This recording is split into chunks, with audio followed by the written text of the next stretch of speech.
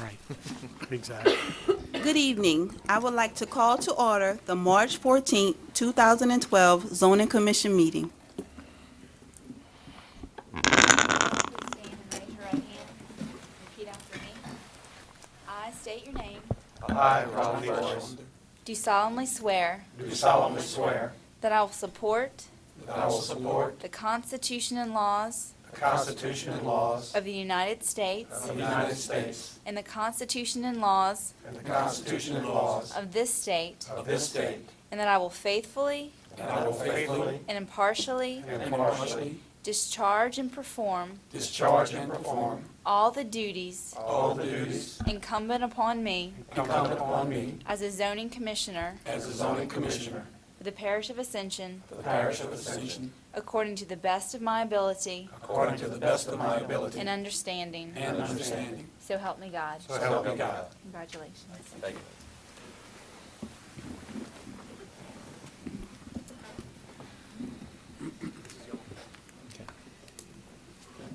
At this point, I would like to nominate for, oh, I'm sorry. Okay. Okay, thank you.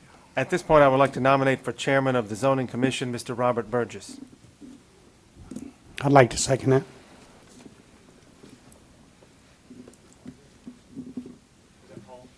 Yes. Are there other nominations? No other nomination? You want to call for the vote? Yeah, it's you. We don't have a chair. We don't Do we have a have to chair. do You it? have to do it. Any objections? No, do we have to do a roll call? Well, Lindsay, do we need a roll call I need, vote? I'll make a motion to close the nomination with one name in the field. There you go. Thank you. I'll second that nomination, that motion. Can I get I'm calling a vote now. Mr. Jackie Callender, Senior, Yes. Joshua Ori, Yes. Mr. Paul Nizzo, Yes. Robert Burgess, Abstain. Donald Sanji, Yes. Maury Bishop. Yes. Thank you, Mr. Chairman. Congratulations to the chairman, Mr. Burgess. I would like to open up nominees for election to vice chair. I'd like to make a motion. Oh, I nominate Donald Sanjay. I'd like to second that motion. Can I get a motion to close nominations? Yeah. Calendar, motion to close nomination with one name in the field. I got it from here, Patricia. I was feeling it. I'll give you the hammer here. I'll second that motion to close nominations. All in favor? Aye. Aye. Congratulations, Mr. Sanjay. Thank you, Okay. Mr. Sun. All right, we'll have a roll call of members. Patricia, if you would do that for us. Put you on the spot. Mr. Jackie Patrice, I'm Callender, sorry. Present. Mr. Joshua Ori, Present. Paul Nizzo, Present. Mr. Robert Burgess, Present. Donald Sanji, Present. and Maury Bishop. Present. Thank you. We have acceptance of the minutes of the December 14th, 2011 zoning meeting. Mr. Compton, do you believe, oh, excuse me, Jeff, do you believe they? Lance, I'm I'm sorry, sorry. Lance. That's all sorry. right. On down the road. Okay. Do they accurately reflect what took place? Yes, sir. Okay. Chair will accept a motion for approval. So move, calendar. Second. I'll second Sanji. Sanji. All in favor? Aye. And we need a similar motion for approval of the minutes of the joint planning and zoning meeting. Lance, I assume that same thing, they Yes, sir. accurately reflect? Okay. Motion? I so move. Sanji, second. Calendar. Calendar. All in favor? Aye. Aye. That motion is passed. Next, we will open it up for public comment period for items on the agenda but not open for public hearing. And sorry. I have an item that's related to zoning, but it's not on the agenda specifically. If it's not, yeah. Lindsay? Is there a process for adding that, or do we defer it to next meeting? I was told I could just attend the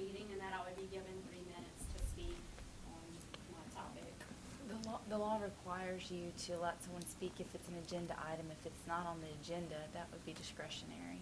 I requested to be put on the agenda and was told that I would not be able to be put on the agenda, but that I could attend the meeting and speak for 3 minutes. Okay. Yeah. In that case, we'll allow you to do that. However, there will be no personal attacks or personal words towards any of the staff. If that occurs, you'll be stopped immediately. Yes, sir. Thank you.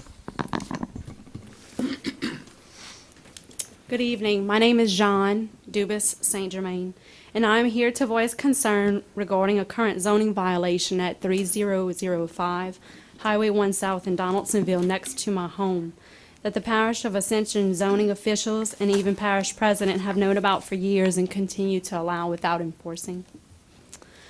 I have a picture here, and I have some copies to hand out. If you do get to look at the picture, please consider how you would feel if this was next to your home. You want to turn it over? There we go. There you go. Thank you. This year will mark the 33rd year that I live at this property, and that's since 1979. Once surrounded with beautiful pastures and quiet days, the peaceful living has been compromised by reverse beeping noises of buses and maintenance vehicles, various automotive tools, and a weekly Tuesday dumpster swap out. Large dust clouds fill the air with in and out traffic, and a bright gold stockpile of close to 100 buses, running and non-running, can be viewed from my driveway, carport, and yard. Another concern is my property value. The green area in the picture is property on the tract of land that I live on, which is already subdivided. The yellow area is my neighboring property, which is residential land. Here are a few facts. The parish erroneously issued a building permit for a large metal building to be built next to my home called a bus barn meant for storage.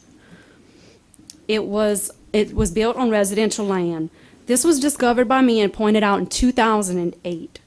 The land continues to be used for a commercial business, which the officials have said is wrong but will not enforce. This is after emails, pictures, meetings at my home, a letter sent from a local attorney to the parish in 2008, and even a visit from the parish president in 2009. For these reasons and for the ethical responsibility that parish leaders are to follow when accepting their positions, I believe that the zoning department's principles, 1, to protect public safety and property, and principle number 3, as viewable on the website, to preserve the rural character of the parish, should be looked at in this situation. Please do the right thing and enforce the zoning and do what's best for the parish. That's all, and thank you for your time. Thank you, ma'am. Thank you. Mr. Compton, for the next meeting, would you give us some background on this particular situation, and so we're better informed as to what it is? Thank you. Any other public comment?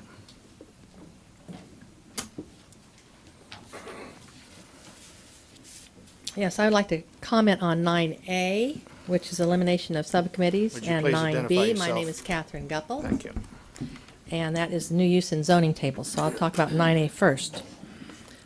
Responding to Mr. Compton's previously comments discussed, how can the process be transparent for the public if the commission receives information 30, 60, or 90 days prior to the agenda item being placed for public notice, when the public doesn't have access to that same information? So if that's what you're going to do, you need to make sure that the public also has access to any information you have access to, because that's what happens in subcommittees. If you eliminate the subcommittees, you eliminate the real work of the commission and be totally dependent on staff. Are you aware that you made a decision last month and did not address a problem with the underlying zoning code in the Bocage project? Why did the staff not bring this to your attention? This is not the first time this has happened. Subcommittees are the best place to review and recommend changes to the Ascension Parish zoning map and development code. Understandably, in the last month, you have only had enough time to probably skim the land use development book. Your job as commissioners is to fairly and consistently apply the codes. You are required to have 8 hours of training during your first year of service. Unfortunately, the council shortened your terms to 1 and 2 years If possible, try to get this training as soon as possible, particularly if your term is for 1 year. Can you name 3 duties of the subdivision subcommittee, ordinance subcommittee? 7 are listed in your bylaws. I'll mention 3. The development of short and long-term planning needs, reviewing and recommending changes to the subdivision regulations, and review of the performance of the engineer review agency. Can you name 3 duties of the zoning subcommittee? 6 are listed. If you haven't read your bylaws, I would encourage you to do so. You have taken an oath to execute the duties of your position faithfully and impartially. Can you do this without subcommittees? Be mindful. According to state law, you can be found malfeasant in office if you don't follow the code. The firing of the entire commission was disruptive enough. Now is not the time for the new commission to further relinquish responsibility to the planning staff. Eliminating your subcommittees is a step closer to total elimination of the Planning and Zoning Commission. Do you want to lead or be led? It was mentioned that new commissioners have no agenda. The only people who have no agenda are puppets. If you are unwilling to address long and short-term goals for planning and zoning and subcommittees, which includes the master plan, are you ready to support and pass the goals and plans that are being currently developed in the administration? Are you willing to reduce public input in the process by eliminating subcommittees? We will soon find out. I'd like these items placed in the public record. Agenda item 9B, new use in zoning tables. This item is a perfect example of why you need to keep your subcommittee on zoning. You are not ready to hold a public hearing on this item next month. The language is unreasonable, and taking action without any other information may cause more problems than it will solve. Let me explain. The new zoning category as proposed reads, minor repair and maintenance of personal vehicles, including such services as brake part replacement, minor tune-up, change of oil and filter, repair of a flat tire, lubrication, and other similar operations. No activity shall be conducted outside a fully enclosed garage or result in any vehicle being inoperable for a period in excess of 24 hours. Is the purpose of this proposed use to address, quote, shade tree mechanics in residential areas? Is the purpose of this new use to prevent a car owner from working on his own vehicle on his own private property? If so, why is this use proposed for commercial? Would mechanic shops presently zoned commercial have to comply? This is problematic. I spoke with our mechanic this morning, and he stated that often he has to wait for parts up to 2 weeks. The 24-hour period being proposed is unreasonable. The business owner is not able to make all repairs within 24 hours. Additionally, some people do not pick up their vehicles promptly. Will the business owner need to have the car placed in storage and charge the customer?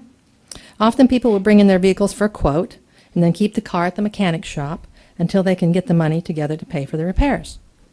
Is the purpose to clean up or beautify the area? Has the planning department been receiving complaints from residents related to car repair? Is the code enforcement officer involved in any proceedings that would be related to this proposed creation of a new use? At least one councilman has confirmed that there are complaints from residents about other property owners in their vicinity using their property for car repair. The councilman stated there's a lot to be done before making any change to the code. We must be careful when passing new laws that we are not infringing on the private property rights of individuals and their freedoms to use their property as they choose, or placing undue restrictions that incur additional cost to business owners. I'd like to place these in the public record. Thank you, gentlemen. Thank you, ma'am. Any other public comment? Public comment period is closed. Staff reports, please. Thank you. I'm not sure I need to reiterate the entire spiel of the elimination of the subcommittees, but something that Ms. Gompelt spoke of, the information that we are giving you guys 30, 60, 90, however far in advance is part of your packet, which is published to the website, and it is made available to the public. We don't need to separate out subcommittee items. It's part of the agenda. It's part of your package. So anything that we distribute to you guys is available for the public. So I'm going to go to item B. Right. A citizen came to us They were buying a piece of property? Buying a piece of property. They wanted to do a use that wasn't allowed under their current zoning.